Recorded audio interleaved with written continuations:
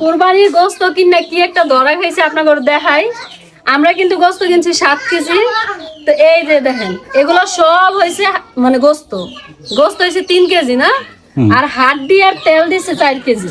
এই যে দেখেন হাড্ডিগুলো দেখো, আর হাড্ডিগুলো দেখেন শুধু, এগুলো কি খাওয়া যাইব? খাওয়ার মতো হাড্ডি।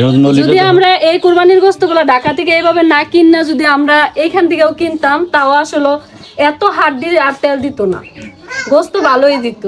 তবে ওই যে আমরা নাইগা অন্য জনরে দিয়ে কিনাইছি, এই কারণে হয়তো এরকম হয়েছে।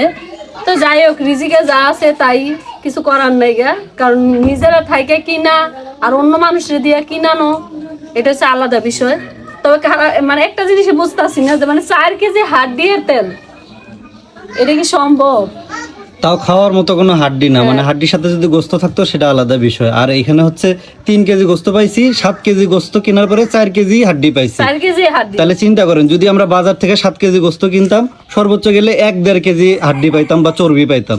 সেইখানে আমরা গোস্ত পাইছি মাত্র 3 কেজি আর হাড্ডি পাইলাম 4 কেজি। এই যে আমরা কিন্তু বাটখারা পাল্লা দিয়ে মাপছি, ঠিক আছে?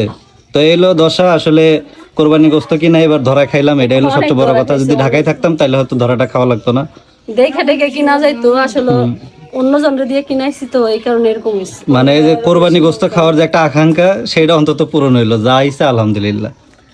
আর এই আপনাদের একটু তেল চর্বিগুলো দেখাই, মানে এমন পরিমাণ তেল, মানে এগুলা খাওয়ার যোগ্য না। হ্যাঁ দেখেন, ওই যে এটা দেখা হইতো, এটা হাড্ডিগুলা হাতে দেখেন কি এগুলা, এরা মনে করেন সব গিরার যে হাড্ডিগুলো ওগুলা, মানে একটা তো হাড্ডি আছে সিনার হাড্ডি বা মিক্স করা হাড্ডি, এরকম কিছুই না। এই দেখেন নলি, দেখছেন? আচ্ছা, কুরবানির গোশত কি এত তেল হয়?